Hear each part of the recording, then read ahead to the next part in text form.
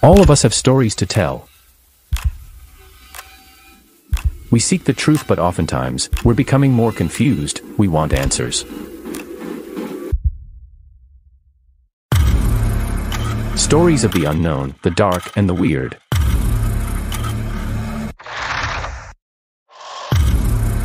Stories from the Great White North and from all over the world. Come join us as we seek the truth. Find the answers, discover the mysteries, and face our fears.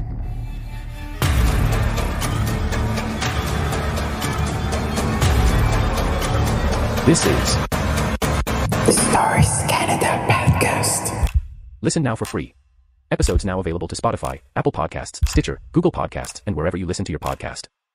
Hello? Hello? Podcast Network Asia.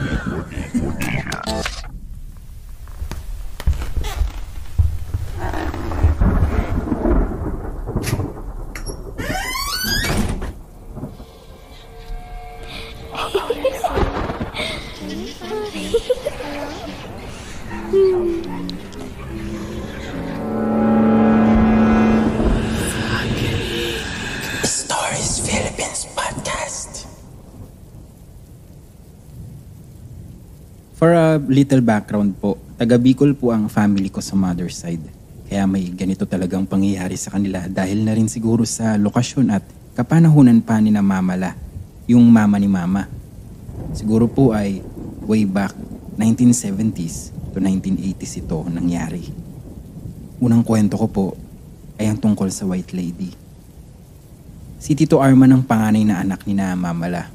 Bilang panganay, siyang nagbabantay sa kanila tuwing umaalis si Papalo kapag gabi. Natutulog si Tito Arman sa kusina kasi daw nung time na yun, pinapaayos ulit ang bahay ni na Mamala.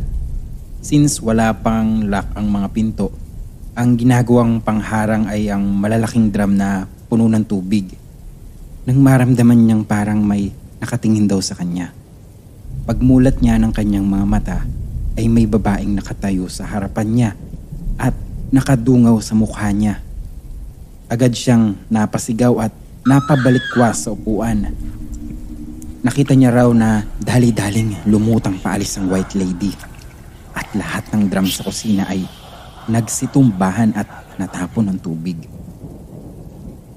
Malaki at malakas ang pangangatawan ni Tito na kahit siya ay nahihirapang igalaw ang mga drum, pero lahat ng iyon ay natumba ng isang White Lady.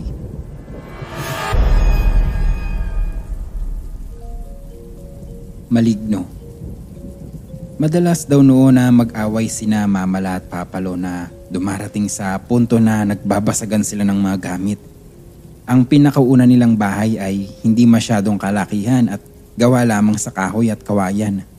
Nakaangat ito sa lupa kaya ang silong ng bahay ay ginawa na lamang na imbakan ng mga gamit. Isang gabi raw noon nang mag-away sila ay pinagbabato ni Mamala lahat ng gamit sa bahay. Maraming nasira at nabasag. Matapos ang ilang minuto nilang pag-aaway, biglang natahimik ang paligid at nakaramdam sila ng malakas na puwersa galing sa labas. Sabi ni Lola, ang pakiramdam daw nila ay parang may mga torong naghahabulan sa palibot ng bahay. Parang hinahambalos at sinusundot daw ng malalaking kawayan ang silong at labas ng bahay. Natakot sila at sumigaw ng tulong, ngunit wala man lang daw nakarinig sa kanila kahit ang mga kapitbahay nila ay malapit lang. Kinaumagahan, nagtanong si Papalo sa kapitbahay nila kung wala man lang daw silang narinig na sigaw o ingay mula sa kanila ni Lola. Wala daw. Baka daw minamaligno sila ng gabing iyon. Baka raw naistorbo at naingayan ng mga maligno sa kanila. Sabi pa ni Lola, ganoon daw talaga ang nangyayari kapag may maligno sa paligid. Kahit anong sigaw mo ay walang makakarinig sa'yo.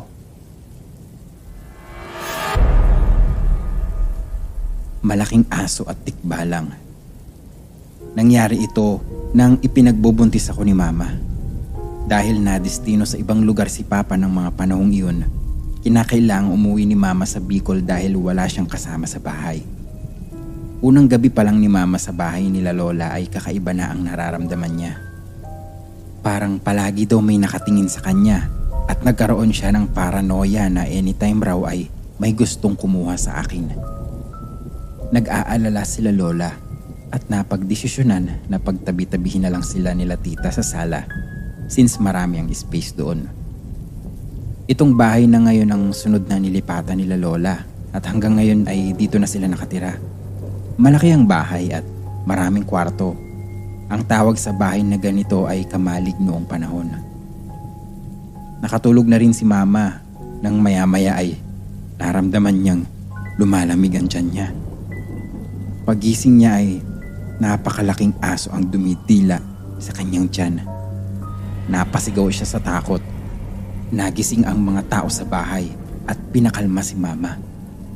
Sinabi niya rin na hindi raw normal na aso ang nakita niya.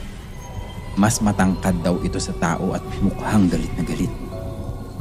Sinabi na lang nila Lola na mabuti pang sa kwarto na lang matulog si Mama at samahan na lang ng isa kong tita. Ganoon na nga nangyari. Magkatabi sila ni titang natulog. Nagsindi sila ng gasera para hindi madilim sa kwarto. Tahimik na sana ang gabi. Nakatulog na rin si Mama nang maramdaman niyang biglang lumamig ang loob ng kwarto kahit wala namang papasukan ng hangin sapagkat nakasara naman ang mga bintana. Papungas-pungas man, umupo siya para abutin ang kumot sa may paanan nang malingunan niyang may nakadungaw sa kanya galing sa ilalim ng kama. Akala niya ay guni-guni niya lamang iyon, ngunit hindi nawawala ang nilalang. Sumigaw siya at takot na nagkwento kila Lola. Agad nagbukas ng mga ilaw at naghanap sila Lolo sa paligid ng bahay. Walang nakita maliban sa maliit na butas sa dingding sa ilalim ng kama ni Mama. Sabi nila Lolo, maliban sa tiktik, ang mga tikbalang at aso raw talaga ang mahilig manguha ng sanggol sa sinapupunan. Nagaanyo daw na maliliit na nilalang ang mga tikbalang gaya ng pusa upang magkasya sa maliliit na espasyo.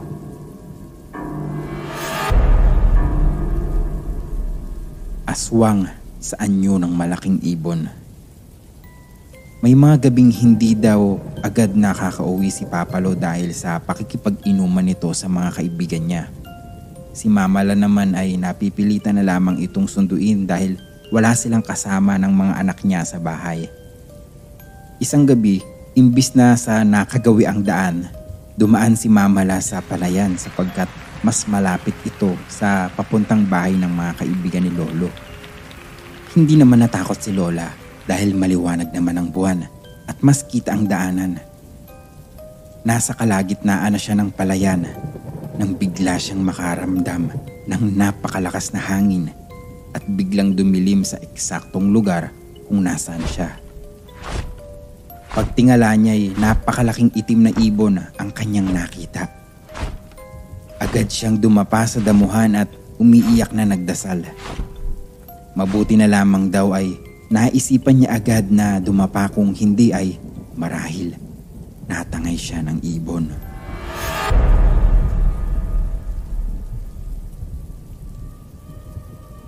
Mabalahibong kamay. Ang kwentong ito ay nangyari ng bata pa si Lola. Sinasama daw siya ng kanyang mama sa bahay ng kanyang lola, si Lola Maxima, kapag aalis daw ito papuntang bayan. Si Lola Maxima ay mahina na at bedridden, kaya naman takot si Mamala na maiwan kasi masungit daw si Lola Maxima at ulyanin na. Ang kwento-kwento pa naman, kapag malapit na raw mamatay ang isang matanda, kung ano-ano na raw ang nakikita nito at dinadalaw na ng mga aswang o engkanto, kaya takot na takot talaga si Mamala. Ngunit wala naman daw siyang magagawa. Isang gabi, iniwan ulit siya ng kanyang mama kay Lola Maxima. Tumabi si Mamala kay Lola Maxima sa higaan. Umiiyak siya dahil kung gumagawa daw ng kakaibang tunog ang bibig ni Lola Maxima, bigla daw nagsalita si Lola ng, "Huwag kang iiyak. iyak dyan. Kukunin ka nila, sige. Kaya natahimik na lang daw si Mamala pero hindi siya makatulog sa takot. Maya-maya ay bigla daw bumukas ang bintana at pumasok ang mahaba at mabalahibong kamay. Kinakapa ang seradura ng pintuan. Sa sobrang takot na mapagalitan ni Lola kapag siya ay sumigaw, nagtalokbong na lamang siya ng kumot at pinilit na matulog. Simula raw noon ay hindi na siya nagpapaiwan kay Lola Maxima kahit paluin siya ng mama niya. Makalipas lang daw ang ilang araw ay binawian na ng buhay si Lola Maxima.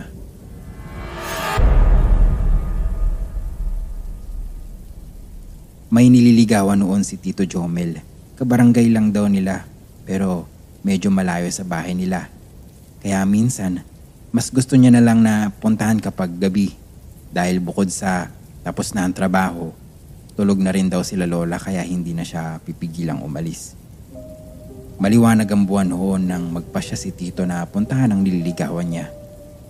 Maayos naman ang naging pag-uusap nila kahit saglit lamang. Sa takot na rin ni Tito na magising si Lolo at baka hanapin siya. Habang naglalakad pa uwi, nakarinig siya ng mga kaluskos sa likuran. Kapag lumilingon naman siya ay wala siyang nakikita. Pinabayaan na lamang daw niya yun hanggang sa makarating siya sa tapat ng paaralan na maraming nakatanim na puno ng nyog na nagsisilbing bakod. Nakarinig daw ulit siya ng mga kaluskos at sa puntong iyon, tumigil siya sa paglalakad at lumingon.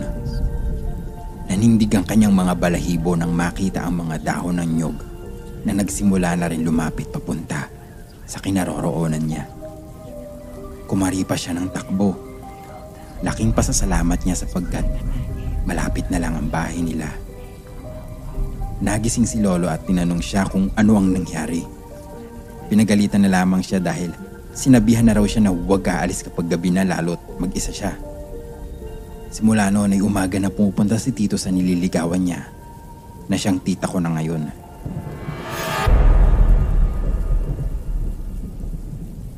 May nililigawan noon si Tito dyan sa kabilang bukid. Maganda itong babae, maputi, balingkinita ng katawan. Galing daw ito sa Maynila at uuwi sa Lola para magbakasyon. Marami ang nagkakagusto at maraming nanligaw. Ngunit wala daw pinapansin ng babae maliban kay Tito John. Siyempre, tuwang-tuwa naman si Tito kaya todo ang pa-impress nito. Nagdadala ng bulaklak, gulay, bigas at kung ano-ano pa. Sa ilang linggo niyang panliligaw ay nakuha na rin niya ang loob ng lola ng babae. Kahit ang totoo ay takot dito si Tito dahil may usap-usapan na mangkukulam daw ang matanda. Isang hapon ay napagdesisyonan daw ni Tito na isama ang dalawa niyang barkada para haranahin ang babae. Sumama naman daw ang dalawa niyang barkada dahil hindi pa nila nakikita ang babae. Nang simula nang magtugtog ang isa niyang kaibigan, dumungaw ang babae sa bintana. Mataas ang bahay kaya tinitingala nila masyadong babae. Nang makita ng dalawa ang babae, parehas itong nagtaka dahil kakaiba ang itsura ng babae. Lubog ang mga mata at parang walang kinakain sa sobrang payat. Nakalugay rin ang mahaba nitong buhok at nakasuot ng bestidang puti. Sabi ng isang barkada ni Tito Jan, "Ba't ganyan ang itsura niyan? Akala ko ba maganda?" Sabi naman ng isa, "Oo nga, parang white lady." Hindi naman ito pinansin ni Tito at sinabi na magpatuloy na lang sa pagkanta. Habang tumatagal na tinititigan ng dalawa ay napansin nilang tumalim ang tingin ng babae at unti-unti itong lumutang sa ere. Nagsitakbuhan ng tatlo at nagsisihan. Nagkahiwa-hiwalay sila. May napunta sa kakahuyan, sa palayan at sa taniman ng nipa. Ilang oras din silang nagtago bago naisipan na magpatuloy sa pagtakbo hanggang makauwi.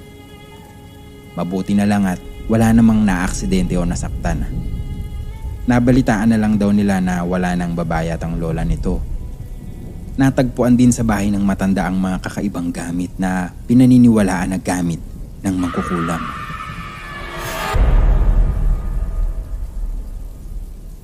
Tuwing mahal na araw noon, Sila Mamala at ang mga pinsan niya ay sama-samang nag-aalay lakad papunta sa bayan upang mapuntahan ang dinadayo na puon. Medyo malayo ang bayan noon sa barangay nila Lola kaya naman tuwang-tuwa sila dahil mas marami ang oras na nakakapagkwentuhan sila ng mga pinsan niya. Sa barangay nila, may isang mahabang tulay noon na kinatatakutan ng mga tao dahil marami raw noong naaaksidente at nalulunod sa ilog. Kaya maraming nagpaparamdam. Hindi naman daw natakot noon sila Lola kasi may mga ibang kabataan naman sa may unahan nila. Nang malapit na sila sa tulay ng mga pinsan niya ay may humarang sa gitna na napakalaking lalaki. At sinabihan sila na isasama sa kanya. Paulit-ulit daw itong binabanggit ng lalaki. Unang kita pa lang nila ay alam na nilang hindi ito tao. Sumigaw sila ng napakalakas at umiyak pero kahit napakalapit lang ng ibang bata sa kanila ay tila hindi sila naririnig. Sa sobrang takot ay napadasal na lang sila at nagmakaawa na tigilan na sila. Nang magawa nilang makatakbo ay hindi na sila lumingon. Nang maalala ang bilin ng kanilang mga magulang na kapag may nakita kang hindi tao, huwag mo na itong lilingunin. Our last story for this episode, galing pa rin sa ating sender. Nangyari ito noong mga taong 2014 sa lolo ng pinsan ko. Si Lolo Ilyo noon ay may inahing baboy na malapit ng mga anak. Kaya naman ay todo bantay ito tuwing gabi at mas pinipili na matulog na lamang sa likod bahay. Noong mga panahon na yun ay mayroon silang kapitbahay na bedridden na at pinaniniwalaan na inaaswang na raw. Isang gabi noon nang tulog na si Lolo Ilyo sa duyan sa likod bahay ay nagising siya sa malakas na tahol ng mga aso. Kaya bumuhat na lamang siya ng tuluyan para sawayin ng mga aso at tignan na rin ng kanyang inahing baboy. Pagtayo niya pa lamang ay nararamdaman niyang may nakatingin na sa kanya. Hindi niya lamang ito pinansin at nahiga na ulit sa duyan. Pagtingala raw niya ay nakakita siya ng hugis tao sa itaas ng bubong ng kapitbahay nilang bedridden. Pinakatitigan niya itong maigi sa tulong ng buwan. Sigurado siyang hindi ito tao nang bigla itong lumingon sa gawin niya. Napatakbo siya sa kusina at sinarado ang pinto. Kinaumagahan lang, nabalitaan nilang patay na ang kanilang kapitbahay. Mag-share po ulit ako ng mga stories kapag nakauwi na ako kila Lola. Marami pa po yun eh. Nakalimutan ko na lang ang iba. Thank you po at more power.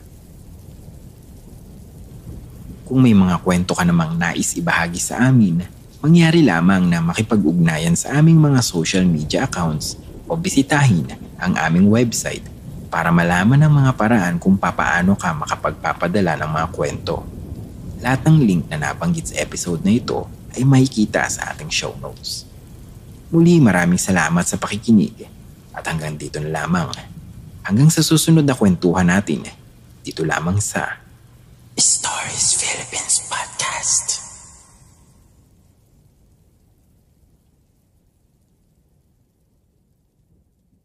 The views and opinions expressed by the podcast creators, hosts, and guests do not necessarily reflect the official policy and position of Podcast Network Asia. Any content provided by the people on the podcast are of their own opinion and are not intended to malign any religion, ethnic group, club, organization, company, individual, or anyone or anything.